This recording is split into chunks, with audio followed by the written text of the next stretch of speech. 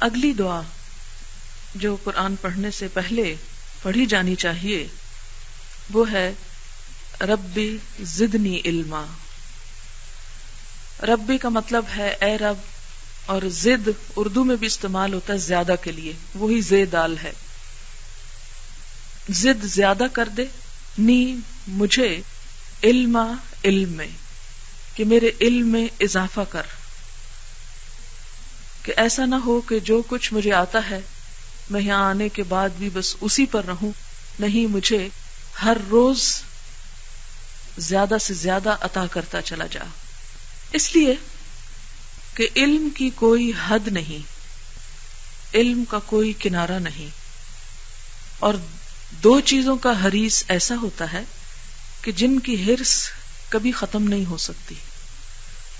ایک تو مال کا حریص اور دوسرا علم کا حریص. تو ہمیں دعا یہ کرنی ہے کہ یا رب ہماری یہ حرص کبھی ختم نہ ہو اور اس میں اضافہ ہی ہوتا چلا جائے. کیونکہ جب حرص ہوتی ہے تو انسان اس چیز کو اکٹھا کرنے اور جمع کرنے کی کوشش کرتا ہے. جب طلب ہی نہیں ہوتی، پیاس ہی نہیں، تو پانی چھوڑ شربت اور بہترین سے بہترین ڈرنک آپ کے سامنے رکھا ہو، آپ اسے نہیں اٹھائیں گے. تو اس حرص میں اضافہ کر اور پھر اس کے مطابق نفع مند علم بھی مجھے عطا کر. اس لیے یہ دعا پڑھنا بہت ضروری ہے. آپ کو معلوم ہے یہ دعا کس کو سکھائی گئی تھی؟ نبی اکرم صلی اللہ علیہ وسلم کو. وَقُلْ رَبِّ زِدْنِي عِلْمًا، اور آپ کہہ دیجئے یا آپ کہا کیجئے کہ اے رب میرے علم میں اضافہ فرما. اللہ کے رسول صلی اللہ علیہ وسلم جن کے معلم خود اللہ سبحانہ و تعالیٰ تھے، ان سے کہا جا رہا ہے کہ آپ اور مانگیے. اللہ تعالیٰ ہی دراصل علم کا سورس ہے اور حقیقی علم اسی کے پاس ہے.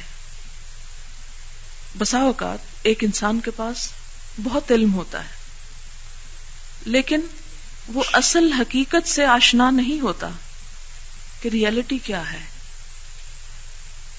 اسی لیے نبی صلی اللہ علیہ وسلم نے ایک دعا مانگی ہے اور وہ دعا یہ ہے کہ یا رب مجھے چیزوں کو ویسا ہی دکھا جیسی وہ ہیں. ارنی حقیقت الاشیاء کما ہیا، کہ ایسا نہ ہو کہ ہم کسی شک و شبہ یا کسی ایسے کنفیوژن کا شکار ہوں کہ ہم کسی چیز کو سمجھیں کچھ اور وہ حقیقت میں کچھ اور ہو، تو وہ تو دھوکہ کھانے والی بات ہے. ایسا نہ ہو کہ ہم اپنی یہ ساری زندگی ایک فریب میں گزار کے چلے جائیں. اللہ کے بارے میں، آخرت کے بارے میں، اس دنیا کے بارے میں ہم کسی فریب کا شکار رہیں اور جب ہماری موت ہو تو ہمارے اوپر حقیقت آشکارا ہو اور پھر ہم واپس بھی نہ لوٹ سکیں. تو اس لیے علم کی زیادتی کے ساتھ ساتھ حقیقی علم کی تمنا. اور جیسا کہ آپ جانتے ہیں کہ انسانوں کو جو علم دیا گیا ہے وہ اللہ تعالی کے علم کے مقابلے میں اتنا بھی نہیں جتنا ایک سمندر کے مقابلے میں ایک قطرہ ہوتا ہے. آپ کو یاد ہے کہ حضرت موسیٰ علیہ السلام اللہ تعالیٰ کے نبی تھے جن سے اللہ تعالیٰ نے کلام بھی کیا اور اللہ تعالیٰ کی ان پر بڑی عنایتیں تھیں.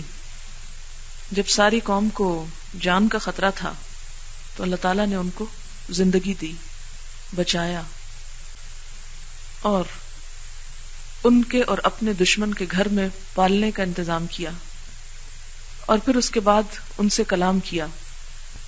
یہ تمام چیزیں ان کی اہمیت، عظمت اور ان کے مقام کی نشاندہی کرتی ہیں. ایک دفعہ موسیٰ علیہ السلام کو یہ خیال آیا کہ میرا علم سب سے زیادہ ہے. کوئی ایسا ہوگا روئے زمین پر جس کے پاس مجھ سے بھی زیادہ علم ہو؟ کیونکہ بسا اوقات شیطان انسان کے دل میں یہ ڈالتا ہے کہ تم سب کچھ جانتے ہو اور تمہارا علم سب سے زیادہ ہے. تو سورۃ الکہف اگر آپ پڑھیں، اور انشاءاللہ پڑھیں گے 15 اور 16 پارے میں، تو اللہ تعالیٰ نے ان کو حکم دیا کہ جاؤ خضر علیہ السلام کے پاس اور ان سے جا کر کچھ چیزیں سیکھو. تو قرآن پاک میں اس کی تفصیل آتی ہے، مزید تفصیل ہمیں صحیح بخاری میں ملتی ہے کہ موسیٰ علیہ السلام اور خضر علیہ السلام ایک کشتی میں سوار ہوئے.